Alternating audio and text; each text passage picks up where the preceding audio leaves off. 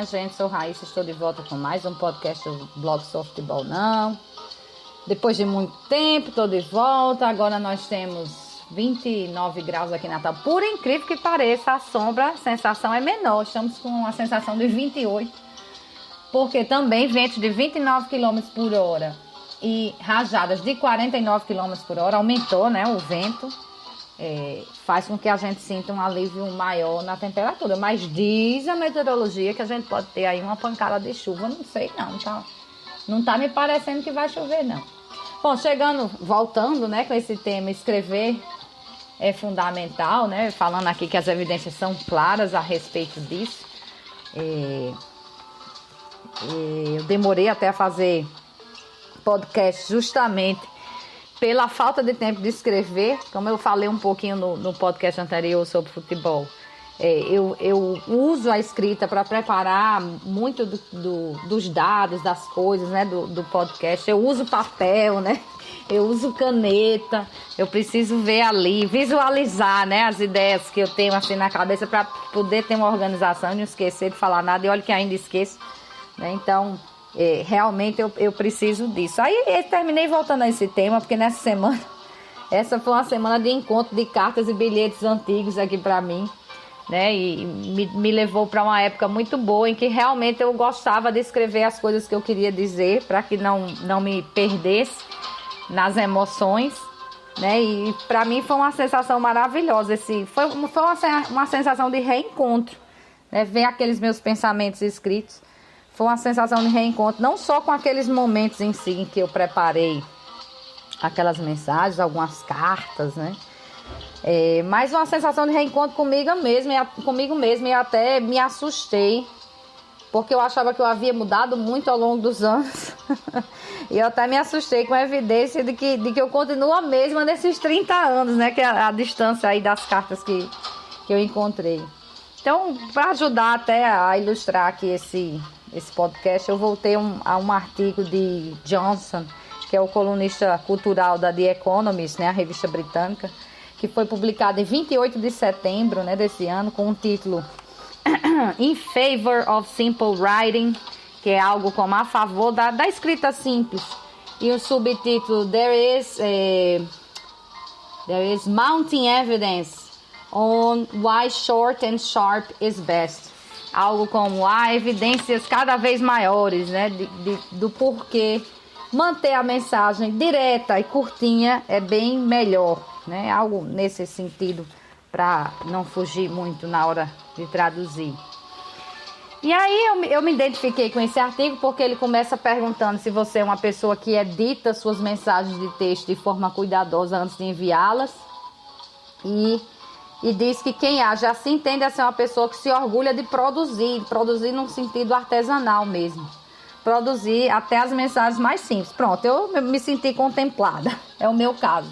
Eu escrevo, a não ser que o tempo esteja assim, realmente, eu tenho que mandar agora urgente. Mas eu escrevo, eu leio, depois que eu mandei, eu leio novamente, eu acho erro. Antigamente eu pendurava uma mensagem na outra para poder corrigir o erro. Agora, graças a Deus, o tal do WhatsApp tem para você editar. Pronto, eu sempre edito que engoli uma palavra, porque a gente pensa mais rápido do que digita e aí termina às vezes pulando palavras e faz diferença no entendimento, né? Esse artigo, então, vai falar lá do livro recém-lançado Writing for Busy Readers, a escrita para leitores ocupados, que é de Todd Rogers e Jessica Lesky-Fink, que eles são cientistas de comportamento em Harvard. A sacada desse livro, ele tá logo no título, né? De chamar os leitores de ocupados, porque hoje todo mundo é um leitor ocupado. E isso muito se deve porque nós somos bombardeados, né, constantemente com mensagens, sejam elas físicas ou digitais, inclusive aquelas notificações existentes do celular, de tudo. Todo tipo de aplicativo que você tem, ele manda uma notificação. Então, a gente está sempre nessa decisão, né? O que ler, o que dar uma olhadinha ali rápido, o que ignorar, né? São níveis diferentes de atenção. Então, essas decisões são as que quase todo mundo tem que tomar dezenas ou centenas de vezes por dia, segundo lá o artigo da The Economist, e baseado no livro, né, desses dois autores. Os autores, então, dão umas dicas que fazem parte até do estilo de escrita da The Economist, né? Acho que por isso que a revista trouxe. Que é corte palavras desnecessárias, escolha as que vão permanecer dentro do vocabulário que todo mundo conhece e mantenha uma sintaxe, ou uma construção de frases, né? Para explicar o que é sintaxe. Simples. Eu acho isso mais interessante, porque à medida que as pessoas vão ganhando vocabulário, elas acham que devem usar um vocabulário rebuscado com todo mundo. E passar a mensagem não é isso. Você vai guardar seu vocabulário rebuscado para pessoas que também utilizem vocabulário rebuscado, né? E o bom da mensagem é que ela chegue e que você seja compreendido. Então, se você quer que seja...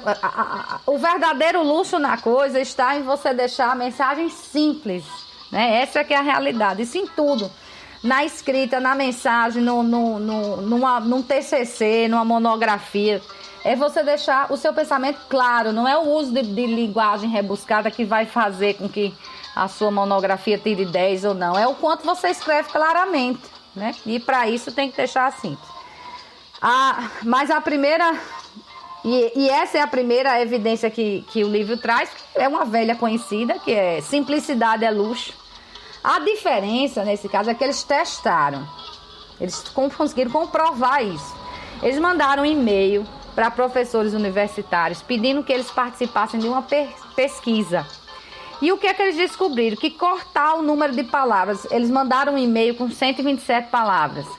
E depois cortaram as palavras desse e-mail para 49. E esse corte, ó, de 127 para 49... Esse corte quase dobrou a taxa de resposta. Eles tinham obtido 2,7% de resposta quando o e-mail tinha 127 palavras e passaram a obter 4,8% de resposta quando o e-mail passou a ter 49. Eles então verificaram que uma mensagem longa faz os destinatários entenderem que a tarefa vai demorar mais, vejam bem. Só porque a mensagem está mais explicadinha, bonitinha, você diz, vixe, isso vai dar um trabalho, aí nem responde, né? Porque responder é você interagir, não necessariamente que você vá fazer a pesquisa. A mesma coisa aconteceu com mensagens de texto. E olha que, às vezes, as mensagens, para ficarem mais curtinhas, ficaram mais bruscas, né? Assim, diria até mal educadas. Porém, ficaram efetivas, ao invés de serem mais simpáticas. Só que quando eram mais simpáticas, adivinha, elas eram ignoradas. Também foi observado que não é apenas o que se diz, mas a rapidez do que é dito. O valor da brevidade, então, se aplica para pedidos de... A pesquisa deles, né, fizeram. Para pedidos de doação de dinheiro, até para candidaturas eleitorais. A gente imagina que as pessoas vão doar lá o dinheiro se puderem entender o máximo da motivação para essa doação. Mas no experimento lá que eles fizeram para uma candidatura americana, o que é que eles fizeram? Eles tinham feito parágrafos, né? Uma mensagem grande e tudo. Aí o que é que fizeram? Cortaram os parágrafos tudinho. Chegaram a cortar parágrafos alternados. E só o fato de cortar os parágrafos fez com que as doações aumentassem 16%, mesmo que a mensagem ficasse truncada. Né, ficasse uma mensagem meio sem pé nem cabeça, mas o povo entendia que era para doar e doava. Então a resposta foi bem, nesse caso, a resposta de doação, de receber doação, aumentou em 16%, mesmo com a mensagem lá meio louca. Né? Então, aí outra coisa que eles descobriram é que não só a contagem de palavras importa, mas manter uma única ideia na mensagem, ou o menor número de ideias possível. Aí eles dizem que isso vale para ações também. Por exemplo, se você manda um link no e-mail, aí às vezes você manda 2 links, um link para uma coisa e outro link para outra. Eles dizem que você mandar só um link atraiu 50% mais cliques do que quando havia um segundo link lá de bônus na mensagem. Né? Então, outra dica que eles dão é que você evite a voz passiva, porque isso ajuda no entendimento. Usar frases longas e complicadas é muitas vezes visto como um sinal de falha moral e leva a problemas de confiança. Veja bem, você acha que está explicando melhor e numa linguagem mais polida, mas quem está recebendo entende aquilo como uma ideia de que você que está querendo enganar. Como o povo diz, está se justificando muito, é mentira. O formato também conta, né? O ajuste no modelo que foi feito lá de intimação para a polícia de Nova York, da cidade de Nova York, né? Reduziu a falta de comparecimento em 13%. O modelo passou lá a contar com título, pontos-chaves, né? E aí o povo passou a comparecer mais a essa intimação. Mas se você misturar muito, por exemplo, itálico, negrito, uns destaques, o povo às vezes agora adora encher de destaque, agora em petição, então é uma onda isso. Aí eles dizem que isso pode ser o equivalente de juntar pasta de amendoim, presunto, cebola e queijo gorgonzola num pão de banana, ou seja, uma combinação absolutamente desagradável, né? Não é para fazer. Aí eles dizem que o melhor é que você lembre que a pessoa que vai ler é ocupada, né? Que isso ajuda a quem vai escrever a tornar a mensagem mais efetiva. Eu já dou aqui outras dicas, né? Como uma pessoa que escreve há muito tempo, é preciso, eu digo mais, cuidado, principalmente quem vai fazer texto formal, de TCC, dessas coisas, cuidado para não deixar a frase muito longa. E pronto, voltando à questão da voz passiva, se inverte muito a posição do sujeito, se usa muito pronome, e a frase muito grande, termina que você às vezes não sabe mais nem aquele pronome a que ele se refere. Uma dica que eu recebi maravilhosa, porque na faculdade de Direito a gente é orientado a escrever muito e termina que às vezes a gente perde o limite. A gente faz uma prova, uma questão tem 3, 4 páginas, né? Para você fazer, não é para ler. Então a gente termina, o pessoal do direito termina virando muito prolixo, muito confuso, muito enrolado, né? Para falar as coisas. Em vez de dizer diretamente, usa umas coisas bem bonitas. E eu me lembro de uma professora de ética, Maria dos Remédios, né? Que era a coordenadora da especialização.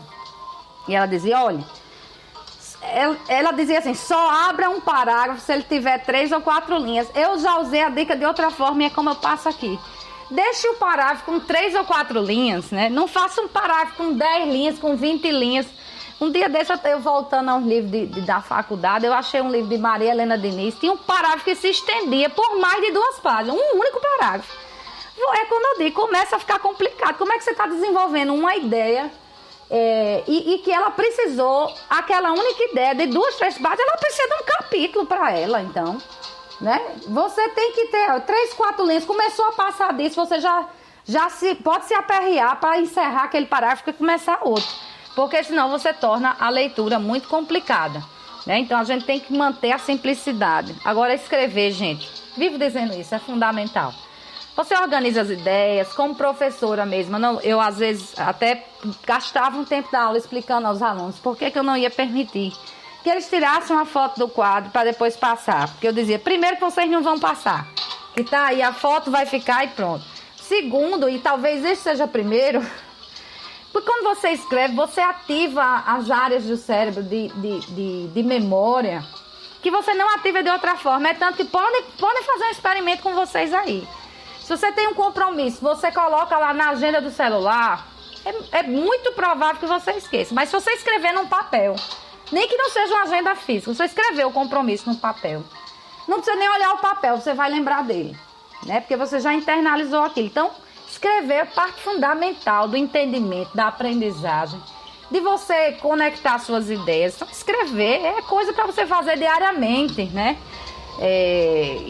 Olha, a sensação de quando eu vi essas cartas minhas, né? E bilhetes, coisas que eu escrevi, tudo, uma sensação maravilhosa, né? De você compreender finalmente. Você olha uma foto, você vê a imagem da pessoa, mas quando você vê o que ela escreveu a respeito das coisas, você compreende as ideias, os sentimentos de uma determinada época, né? Então, eu hoje sinto falta disso, né? Eu era muito de mandar cartão de Natal para todas as amigas, toda a família, cada membro da família mandava cartão para minha irmã, para o meu irmão, para o meu pai, para minha mãe, tudo separadinho, né?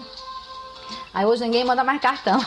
Mas eu sinto falta disso, porque é uma sensação diferente você abrir uma mensagem de correio, por exemplo, que não é uma conta, é uma mensagem pessoal, escrita à mão lá para você, é uma coisa diferente, né? Então, eu digo, escrever é fundamental, espero que vocês aproveitem essas dicas, né? Tenham gostado desse podcast e coloquem a escrita no dia a dia de vocês. Espero voltar na próxima semana, vamos ver, né?